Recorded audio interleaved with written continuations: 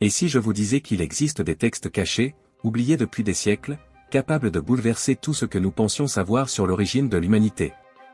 Oui, vous avez bien lu. Des fragments perdus, enveloppés de mystères et recouverts par le voile du temps, sont remontés à la surface, révélant des secrets occultes sur Adam et Ève qui étaient destinés à rester dans l'ombre. Mais pourquoi ces manuscrits ont-ils été si soigneusement dissimulés? Contenaient-ils des vérités interdites, si puissantes qu'elles menaçaient l'équilibre entre le bien et le mal? Ceci n'est pas un simple récit biblique. Les secrets révélés parlent d'un Éden perdu, de Néphilim marchant parmi les hommes, et d'une malédiction qui résonne jusqu'à aujourd'hui. Et le plus impressionnant, ces textes offrent une nouvelle perspective sur des événements qui ont façonné notre histoire depuis la chute jusqu'à la promesse de rédemption. Préparez-vous à plonger dans une quête qui mêle prophéties, reliques anciennes et récits cachés, défiant tout ce que nous savons sur l'humanité. Mais avant tout, laissez-moi vous avertir, ces révélations ne sont pas pour les cœurs faibles. Ce que vous êtes sur le point de découvrir dépasse l'imagination, vous poussant à remettre en question tout ce que vous pensez savoir. Êtes-vous prêt à affronter des vérités restées sombres et interdites pendant des siècles? Alors, poursuivez votre lecture, car ce qui suit est aussi fascinant qu'effrayant. L'histoire de la découverte des fragments bibliques apocryphes est digne d'un roman mystérieux. Imaginez des archéologues creusant dans des terres arides, sous un soleil brûlant, lorsqu'ils tombent sur un récipient en argile usé par le temps. À l'intérieur, des fragments de parchemin qui dégagent un profond mystère, le Sefer Hatuna. Traduit librement, ce nom signifie « le livre du sceau », ce qui, en soi, porte déjà une aura d'énigme. Ces textes, voilés par la poussière de millénaires, semblaient contenir plus que des mots, peut-être des secrets cachés qui n'étaient que des murmures dans des légendes interdites. Des découvertes comme celle-ci nous amènent à nous interroger, combien d'histoires restent encore enfouies, attendant d'être révélées? Les détails de cette découverte ne concernent pas seulement le « où » et le « comment », mais aussi l'impact qu'elle a eu. C'est dans une grotte oubliée, près de la mer Morte, que ces fragments ont été trouvés. Il est fascinant de penser que, pendant des siècles, ces reliques anciennes sont restées protégées, comme si le temps lui-même craignait de dévoiler leurs secrets. Des parchemins fragmentés, écrits dans une calligraphie archaïque, relatent des histoires mystiques sur un Éden perdu et des Néphilim, ces géants énigmatiques mentionnés dans les anciennes écritures. Cette découverte archéologique a non seulement éclairé des récits cachés, mais a aussi soulevé des questions. Jusqu'à quel point ces textes défient ce que nous connaissons? Et que dire de l'impact sur notre époque? Ces fragments viennent enrichir ce que nous savons déjà sur les textes apocryphes, mais avec une touche de révélation troublante. Imaginez des secrets qui pourraient bouleverser notre compréhension des événements fondamentaux comme la création, la chute de l'humanité, et même l'Apocalypse. Pour les érudits et les théologiens, c'est un véritable trésor, pour les curieux, c'est une invitation irrésistible à explorer des mystères qui semblent résonner depuis un passé sombre et interdit. Mais, pour l'instant, l'essentiel n'est pas seulement ce qui a été découvert, mais ce que ces révélations effrayantes pourraient signifier. Dans le Sefer Hatuna, les mots ont révélé des secrets qui résonnent comme un murmure sombre à travers le temps. Parmi les récits les plus troublants figurent ceux qui détaillent les événements juste après l'expulsion d'Adam et Ève de l'Éden. Imaginez un couple, banni d'un paradis indescriptible, confronté à un monde sombre et hostile, tandis que les ombres d'une malédiction interdite planent sur eux. Le texte raconte une prophétie perdue concernant l'Éden, mentionnant un secret caché, un artefact mystique, gardé par des anges déchus, capables de racheter ou de condamner l'humanité à jamais. Ces mots, fascinants et terrifiants à la fois, portent un poids écrasant. Ces récits sont-ils seulement des paraboles ou bien des fragments d'une vérité plus vaste que le temps a cherché à enterrer? Parmi les passages, une autre histoire se dessine. C'est la narration de deux enfants, des jumeaux nés sous l'ombre de la chute. Le manuscrit suggère que ces enfants d'Adam et Ève furent les premiers à expérimenter le poids des choix humains et des tentations. L'un des jumeaux, séduit par le serpent, qui, ici, prend une nouvelle apparence en tant que porteur d'un secret mystique, trahit l'autre dans une quête de pouvoir interdit.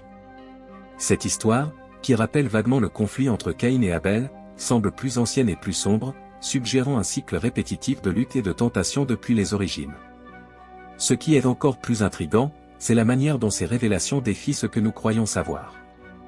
Le manuscrit affirme qu'un Néphilim, un être né de l'union interdite entre anges déchus et humains, serait intervenu dans l'un de ces conflits. Ce Néphilim, nommé gardien des fragments perdus, est décrit comme un être puissant, mais déchiré entre sa loyauté envers les cieux et sa tentation pour le côté obscur. Que pouvons-nous apprendre de ces récits? Que la lutte entre la lumière et les ténèbres, la tentation et la rédemption, n'est pas seulement épique, mais profondément humaine. Mais qu'en est-il des contradictions avec les textes traditionnels? Cela nous conduit à une autre couche de mystère. Les différences entre le livre de la Genèse et le livre d'Adam et Ève ressemblent à des portails menant à deux dimensions d'une même histoire. Alors que la Genèse présente un récit plus concis, centré sur le Créateur, le jardin et la chute, le livre d'Adam et Ève plonge dans des détails plus sombres et émotionnels. Imaginez l'angoisse d'Ève quittant l'Éden, décrite non pas comme un simple acte d'obéissance, mais comme un fardeau insupportable, marqué par des lamentations et des visions d'un avenir perdu. Le texte apocryphe révèle une facette mystique. Ève aurait eu un rêve prémonitoire, dans lequel des fragments de son histoire seraient racontés par des anges déchus. Cet élément ajoute des couches de profondeur à la narration biblique traditionnelle, nous amenant à nous interroger, combien d'autres vérités ont été omises des Écritures que nous connaissons? Un autre point fascinant réside dans la perspective théologique. Dans le livre d'Adam et Ève, il y a une insistance marquante sur les tentations du monde extérieur, représentées par des entités mystiques et des influences sombres. C'est un récit plus complexe que celui présenté dans la Genèse, où le serpent apparaît comme le seul agent de tromperie. Ici, il est question d'un « cercle des ombres », une alliance cachée qui cherchait continuellement à tenter Adam et Ève, même après leur chute. Cette approche modifie la perception traditionnelle de la chute comme un événement unique, en la transformant en un processus enraciné dans des choix continus. Si la Genèse est comme une symphonie simple et puissante, le livre d'Adam et Ève est comme un cœur sombre et troublant, rempli de voix divergentes. Ce qui est encore plus surprenant, c'est la manière dont les deux textes se complètent parfois. Alors que la Genèse se termine par l'expulsion, le livre d'Adam et Ève détaille la vie en dehors du jardin, avec un accent sur leur lutte quotidienne et spirituelle. Les figures des Néphilim réapparaissent, comme des observateurs des tragédies humaines, peut-être même comme des porteurs d'une malédiction interdite qui résonnait depuis le serpent. Cette approche plus détaillée nous invite à réfléchir, ces textes apocryphes sont-ils des fragments perdus d'une histoire plus vaste, ou simplement des interprétations alternatives? La réponse réside peut-être dans le combat entre la lumière et les ténèbres, une lutte qui ne semble jamais prendre fin. Au cœur de l'humanité, la lutte entre le bien et le mal se déroule comme une danse éternelle, et les textes du Sefer Hatuna ajoutent de nouveaux chapitres à cette bataille épique. L'un des passages les plus troublants raconte la chute des descendants de Seth, des enfants considérés comme les porteurs de la lignée de lumière. Mais, au fil des générations, le texte révèle comment ces descendants ont commencé à céder aux tentations des anges déchus, séduits par des promesses de pouvoir et de connaissances interdites. C'est comme si le serpent lui-même avait ressurgi, désormais accompagné d'une légion de disciples déguisés. Ce récit provoque un frisson.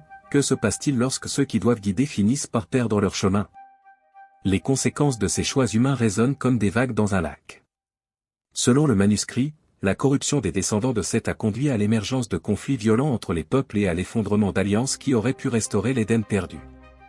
Imaginez un monde où la quête de reliques anciennes, comme le mythique livre apocryphe, devient une obsession. Hommes et femmes luttant pour dévoiler des secrets cachés qui, au lieu de conduire à la rédemption, semblaient ouvrir des portails vers des ténèbres encore plus grandes. Cela nous enseigne que des choix impulsifs, guidés par l'ambition ou le désespoir, mènent souvent au chaos. Et pourtant, il y a toujours une étincelle d'espoir. Au centre de tant d'histoires sombres, le manuscrit décrit des personnages qui ont résisté à la tentation et ont combattu le poids des malédictions qui semblaient destinées à eux.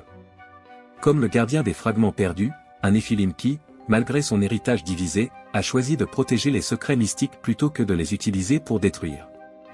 Cette lutte entre la lumière et les ténèbres n'est pas seulement mythologique, elle vit dans nos choix quotidiens. Et tandis que la bataille se poursuit, une question demeure, quel sera le prix de la rédemption? Peut-être que les réflexions sur la foi et la moralité nous aideront à trouver la voie. Les histoires racontées dans le Sefer Hatuna ne sont pas seulement des récits d'un passé lointain, mais des leçons universelles qui traversent le temps. L'un des thèmes centraux est la rédemption, représentée par la persévérance dans la foi, même face aux plus grandes adversités. Imaginez Adam et Ève, expulsés de l'Éden, mais toujours dévoués à chercher la réconciliation avec le Créateur. Selon le manuscrit, ils auraient passé des années en prière et en pénitence, espérant un signe divin. Cette persévérance résonne dans nos propres vies, combien de fois abandonnons-nous face aux défis, oubliant que c'est dans la constance que nous trouvons la rédemption? Une pratique simple, comme consacrer quelques minutes par jour à l'introspection ou à la lecture spirituelle, peut être le premier pas pour retrouver cette force intérieure. Un autre point puissant est l'importance de la moralité et du repentir. Le manuscrit suggère que la chute des descendants de Seth n'était pas irréversible, beaucoup ont trouvé la rédemption en reconnaissant leurs erreurs et en se tournant vers la lumière. Cela nous enseigne que peu importe à quel point nous sommes perdus, il y a toujours une chance de recommencer. Dans notre quotidien, cela peut se traduire par des actes simples, comme présenter des excuses sincères pour une faute ou aider quelqu'un dans le besoin, même avec un geste modeste. Ces choix, souvent négligés, sont les pierres angulaires qui pavent le chemin vers une vie plus significative et alignée avec des valeurs plus élevées. Et enfin, la leçon la plus universelle de toutes, le repentir ne concerne pas seulement les erreurs passées, mais aussi la personne que nous choisissons de devenir à partir de maintenant. Le gardien des fragments perdus, un personnage partagé entre la lumière et l'obscurité, symbolise cette lutte continue. Il nous rappelle que, même au milieu du chaos et des tentations, nous sommes capables de trouver un but et un sens. Ainsi, l'histoire apocryphe du Sefer Hatuna laisse un message clair: la bataille entre le bien et le mal est constante, mais elle est aussi une invitation à vivre avec un but, en choisissant chaque jour le chemin de la lumière. Et lorsque nous regardons ces textes, une question persiste: comment appliquer ces leçons dans la vie moderne ? Peut-être que la réponse est plus proche que nous ne l'imaginons. Après avoir plongé dans les profondeurs de ces secrets occultes, la question qui demeure est: que ferez-vous de ce savoir ? Continuerez-vous à ignorer les mystères et les leçons que ces histoires révèlent, ou utiliserez-vous cela comme point de départ pour transformer votre vie ? Rappelez-vous, les batailles entre le bien et le mal ne se déroulent pas seulement dans les textes anciens, elles sont présentes dans chaque choix que nous faisons, dans chaque chemin que nous décidons d'emprunter. Alors, qu'est-ce qui vous empêche de faire le prochain pas ? Y a-t-il quelque chose dans votre vie qui mérite d'être réévalué ?